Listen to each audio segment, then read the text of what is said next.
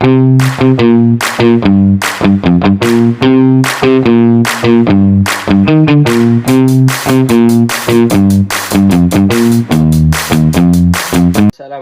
warahmatullahi wabarakatuh. Perkenalkan, nama saya Agus Salim Siregar dengan NIM 2534 dari Prodi Porkes A1.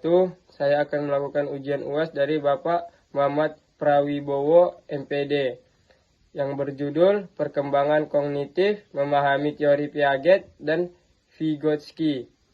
Langsung saja kita ke materinya. Latar belakang: perkembangan kognitif merupakan salah satu aspek penting dalam perkembangan manusia. Khususnya pada masa anak-anak, aspek ini berkaitan dengan kemampuan individu dan berpikir, memahami informasi, mengingat pengalaman, serta memecahkan berbagai masalah yang dihadapi dalam kehidupan sehari-hari. Rumus masalah: 1. Apa yang dimaksud dengan perkembangan kognitif? 2. Bagaimana konsep teori perkembangan kognitif menurut Jean Piaget?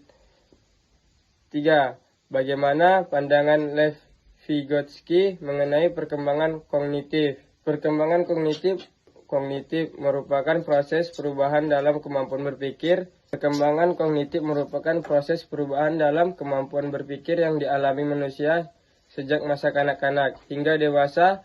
Proses ini mencakup kemampuan memahami informasi, mengingat pengalaman, memecahkan masalah, serta mengambil keputusan berdasarkan pengetahuan yang dimiliki.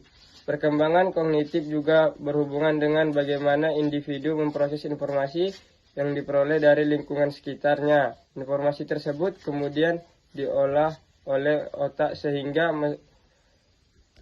menghasilkan pemahaman baru mengenai berbagai hal yang ditemui dalam kehidupan sehari-hari. Perkembangan kognitif Jean Piaget. Jean Piaget merupakan seorang psikolog asal Swiss yang dikenal luas melalui teorinya mengenai perkembangan kognitif pada anak. Menurut Piaget, anak bukan sekedar penerima informasi secara pasif, melainkan individu yang aktif dalam membangun pengetahuan melalui interaksi dalam lingkungan. Piaget menjelaskan bahwa perkembangan kognitif terjadi melalui dua proses utama, yaitu asimilasi dan akomodasi.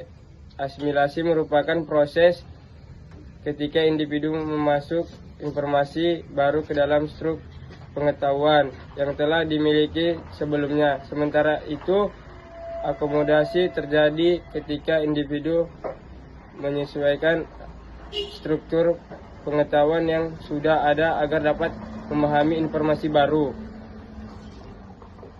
Teori perkembangan kognitif Lev Vygotsky. Vygotsky adalah seorang psikologi Rusia yang menekankan bahwa perkembangan kognitif sangat dipengaruhi oleh interaksi sosial dan budaya. Menurut Vygotsky, proses belajar terjadi melalui hubungan dan komunikasi dengan orang lain seperti orang tua, guru, maupun teman sebaya. Bahasa memiliki peran penting dalam membantu anak mengembangkan kemampuan berpikir serta memahami konsep baru. Konsep Zone of Proximal Development atau JPD. JPD merujuk pada jarak antara kemampuan yang dapat dicapai anak secara mandiri dengan kemampuan yang dapat dicapai ketika mendapat bantuan dari orang yang lebih berpengalaman seperti guru atau orang tua. Dalam praktik pembelajaran, bantuan tersebut dikenal dengan istilah scaffolding, yaitu dukungan sementara yang diberikan kepada siswa untuk membantu mereka memahami satu tugas sehingga akhirnya mampu menyelesaikan secara mandiri. Persamaan dan perbedaan teori Piaget dan Vygotsky. Persamaan 1. Kedua teori sama-sama membahas perkembangan kognitif pada anak. 2. Keduanya menekankan bahwa proses belajar memiliki peran penting dalam perkembangan berpikir. 3. Teori Piaget dan Vygotsky banyak digunakan sebagai dasar dalam praktik pendidikan. Perbedaan 1. Piaget menekankan perkembangan kognitif melalui tahapan perkembangan biologis. 2. Vygotsky lebih menekankan peran interaksi sosial dengan lingkungan budaya. 3. Piaget berfokus pada eksplorasi individu, sedangkan Vygotsky menekankan pembicaraan melalui bantuan orang lain. Penerapan teori Piaget dalam pembelajaran.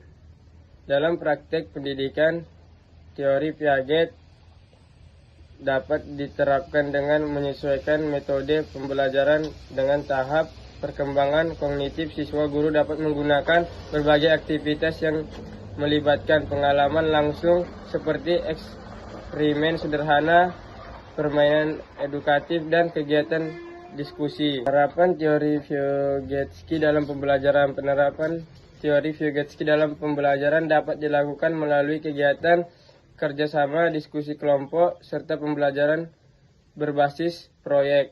Guru berperan sebagai pembimbing yang membantu siswa. Memahami materi pelajaran. Seiring dengan meningkatnya kemampuan siswa, bantuan yang diberikan dapat dikurangi secara bertahap hingga siswa mampu belajar secara mandiri. Kesimpulan, perkembangan kognitif merupakan proses perubahan kemampuan berpikir yang berlangsung sejak masa kanak-kanak hingga dewasa. Pemahaman mengenai perkembangan ini sangat penting dalam dunia pendidikan karena berpengaruh terhadap cara siswa belajar dan memahami materi pelajaran. Mungkin sekian dari saya. Jika ada kurang, saya mohon maaf. Saya akhiri. Assalamualaikum warahmatullahi wabarakatuh.